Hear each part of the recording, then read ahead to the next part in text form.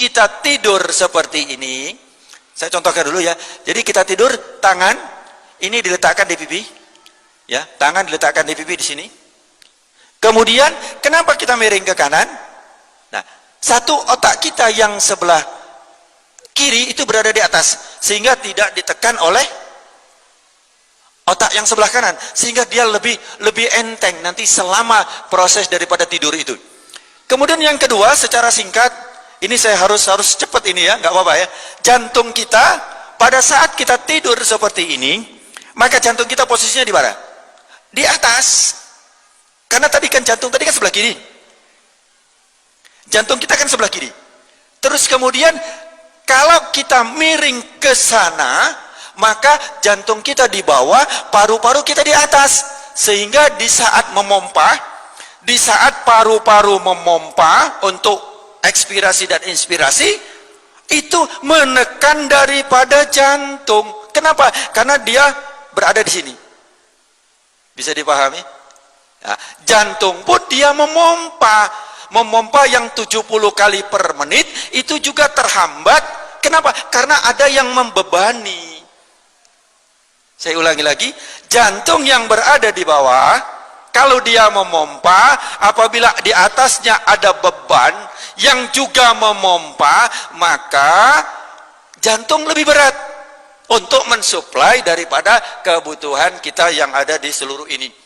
Sebaliknya, kalau berada di atas, ini paru-paru 1, 2, 3, ini jadi bantalan buat jantung, sehingga jantung mompanya lebih rileks, lebih mudah.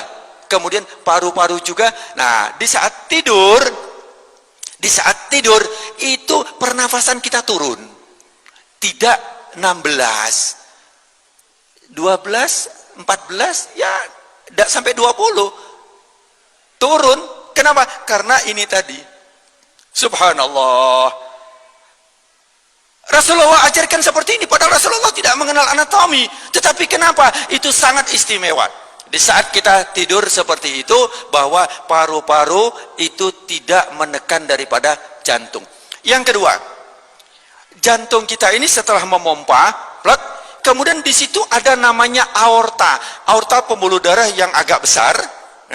Itu kemudian posisinya itu lebih atas dari organ yang lain.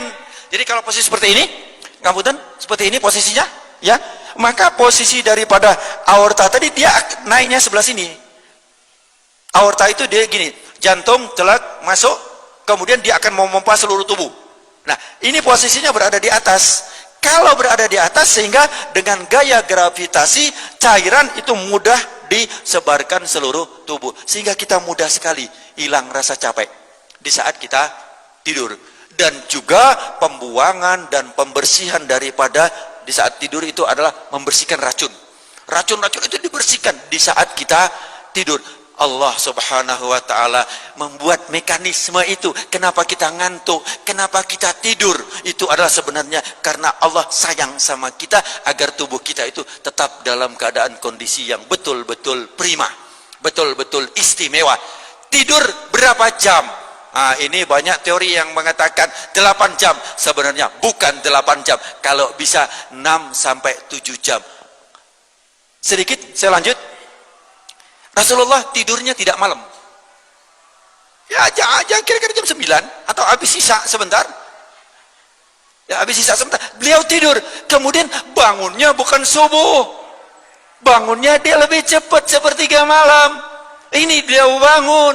Inilah yang dilakukan oleh Rasulullah sallallahu alaihi wasallam. Jadi kita sekarang digeser, maaf, banyak tayangan TV, banyak ini, itu bergeser tidurnya. Kalau enggak jam 11 tidur, akhirnya bangunnya ya azan subuh. Nah, itu. Jadi, kenapa?